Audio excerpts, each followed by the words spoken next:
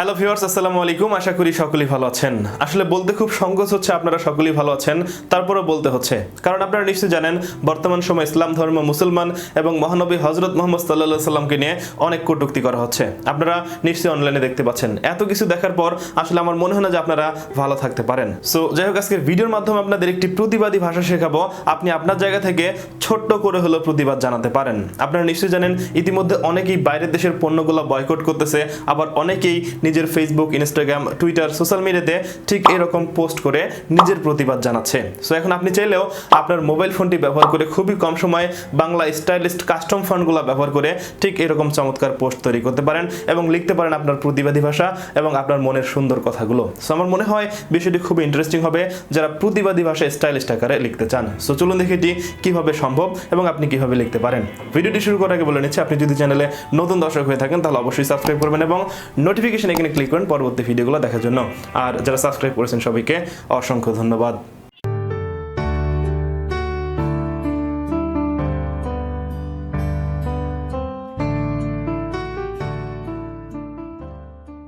প্রথমে আমাদের প্রয়োজন হবে PicsArt অ্যাপ, ইসলামিক ব্যাকগ্রাউন্ড এবং বাংলা ফন্ট। আর সমস্ত ইনফরমেশনগুলো ভিডিও ডেসক্রিপশন বক্সে দেওয়া থাকবে এবং ভিডিওতে স্টেপ বাই স্টেপ দেখাবো।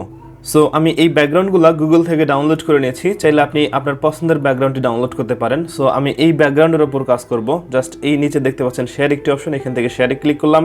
শেয়ারে ক্লিক করার পর এখানে PicsArt অ্যাপটি খুঁজে বের করবেন। সো দেখতে পাচ্ছেন এই হচ্ছে PicsArt অ্যাপ। জাস্ট এখানে ক্লিক করলাম। ক্লিক করার সাথে সাথেই এই ফটোটি PicsArt ওপেন হবে। সো দেখতে পাচ্ছেন এই ফটোটি PicsArt ওপেন হয়ে গেছে। সো প্রথমে আমাদের ফটো সাইজটি ঠিক করে নিতে হবে। আর এর জন্য এখান থেকে টুলসে ক্লিক করলাম। তারপর ক্রপ একটি অপশন দেখতে পাচ্ছেন, এখানে ক্লিক করলাম। করার পর নিচের দিক থেকে স্কোয়ার সিলেক্ট করে দিচ্ছি। তারপর নির্দিষ্ট পজিশনে রেখে উপরের দিক থেকে টিক মার্কে ক্লিক করব। সো দেখতে পাচ্ছেন এটা স্কোয়ার হয়ে গেল। এরপর এখন আমরা ব্যাকগ্রাউন্ড নিয়ে প্রথমে কাজ করব। আর এর জন্য এখান থেকে ইফেক্ট যে অপশনটি দেখতে পাচ্ছেন এই ইফেক্টের উপর ক্লিক করতে হবে। তারপর ব্লার অপশন দেখতে পাচ্ছেন, ব্লারে ক্লিক করবেন। সো এখান থেকে আপনার যতটুকু ব্লার ভালো লাগে আপনি ততটুকু ব্লার দিবেন। সো আমার কাছে মনে হয় 30 বা 35 দিলে বেটার হয়। আমি 35 দিচ্ছি। দেওয়ার পর উপরের দিকে টিক মার্কে ক্লিক করতেছি। আর আমরা যে ফন্টগুলো ব্যবহার করব, যে কোনো ফন্ট ব্যাকগ্রাউন্ড যত বেশি ভালো হবে ফন্ট কিন্তু তত বেশি ফুটে উঠবে। সো আমি চাইলে এই ফটোটির অপাসিটি কমাতে পারি। আর অপাসিটি কমানোর জন্য এখান থেকে টেক্সট যে অপশনটি দেখতে পাচ্ছেন টেক্সটের উপর ক্লিক করলাম। ক্লিক করার পর যে কোনো একটি লাইন নিচ্ছি। নেওয়ার পর দেখতে পাচ্ছেন এটি হোয়াইট, এটাকে ফুল পেজে দিয়ে দিব। সো আমি এটাকে ফুল পেজে দিয়ে দিচ্ছি। দেওয়ার পর নিচের দিকে দেখতে পাচ্ছেন কালার অপশন রয়েছে। জাস্ট এই কালারের উপর ক্লিক করে আপনি ব্ল্যাক সিলেক্ট করুন। এরপর নিচের দিক থেকে অপাসিটিতে ক্লিক করুন। তারপর 100% থেকে এটাকে যতটুকু রাখলে ভালো হয় আপনি ততটুকু রাখুন। আমি এখান থেকে 70 অথবা 75% রাখতেছি। রাখার পর টিক মার্কে ক্লিক করব। এখন দেখতে পাচ্ছেন ব্যাকগ্রাউন্ডটা কিন্তু টোটালি আমার মন মতো প্রস্তুত হয়ে গেছে।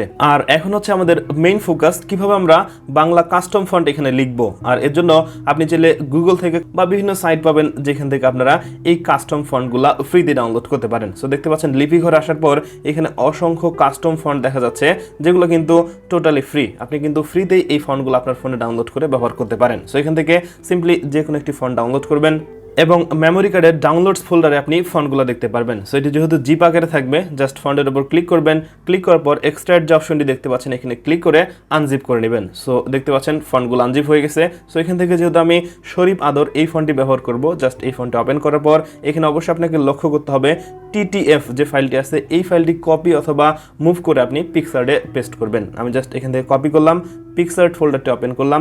তারপর দেখতে পাচ্ছেন ফন্টস একটি ফোল্ডার, জাস্ট এখান থেকে ফন্টসে আসার পর এখান থেকে কপি হেয়ারে ক্লিক করলাম। তাহলে এই ফন্টটি আমার PicsArt ফোল্ডারে চলে আসলো। এখন আমরা সরাসরি আমাদের যে এডিটিং অপশন PicsArt সেখানে চলে আসতেছি। আসার পর এখানে নিচের দিকে খুঁজে বের করবেন টেক্সট অপশন কোথায় আছে, দেখতে পাচ্ছেন এটি হচ্ছে টেক্সট।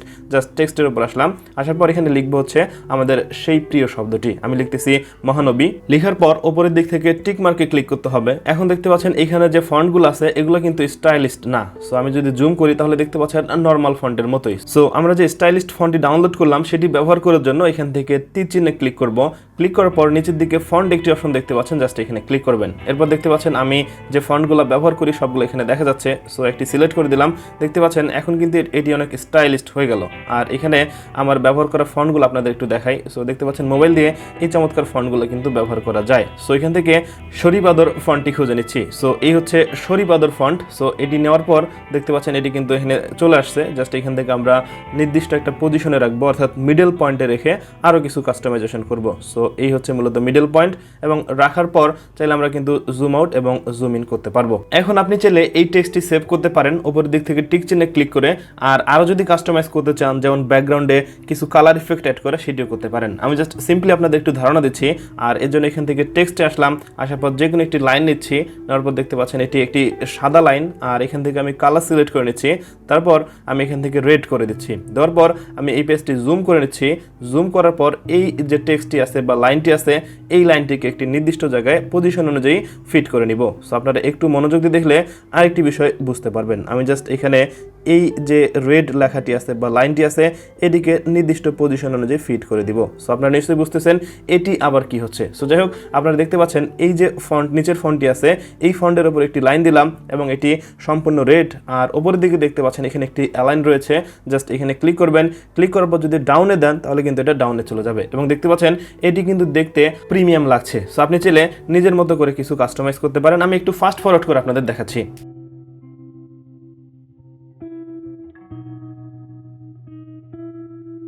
সো এভাবে আপনি কিন্তু নিজের মতো করে কিছু কাস্টমাইজেশন করতে পারেন, যাতে করে ফন্ট বা এই যে লেখাটি লিখতেছেন সেটি দেখতে আরও বেশি প্রিমিয়াম লাগে।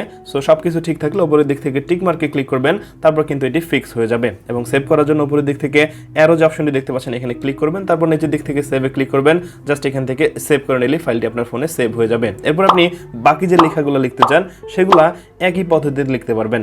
অলরাইট, এখন আপনি চাইলে আপনার মোবাইল ফোন ব্যবহার করে খুবই অল্প সময়ে বাংলা স্টাইলিস্ট ফন্টগুলো ডাউনলোড করে আপনার পছন্দের কথাগুলো লিখতে পারেন, এবং আপনার প্রয়োজনীয় যে কথাগুলো আছে সেগুলো লিখে আপনি আপনার প্রয়োজনীয় কাজগুলো করতে পারেন। আমার মনে হয় এই স্টাইলিস্ট কাস্টম ফন্টগুলো ব্যবহার করা একদম সহজ। যারা ব্যবহার করতে চান অবশ্যই ট্রাই করে দেখতে পারেন। সো এই ছিল আজকের ভিডিওটি যদি ভালো লেগে থাকে তাহলে অবশ্যই একটা লাইক করবেন, কমেন্ট করে অবশ্যই আপনার মূল্যবান মতামতটি জানাবেন। আর আপনি যদি চ্যানেলে নতুন দর্শক হন অথবা যদি মনে করেন আমার এই চ্যানেল থেকে কিছু শিখতে পাচ্ছেন, তাহলে অবশ্যই সাবস্ক্রাইব করবেন এবং নোটিফিকেশন এখানে ক্লিক করেন পরবর্তী ভিডিওগুলো দেখার জন্য। সবাই ভালো থাকবেন, সুস্থ থাকবেন। কথা হবে পরবর্তী ভিডিওতে। আজকের মতো এখানেই শেষ করছি।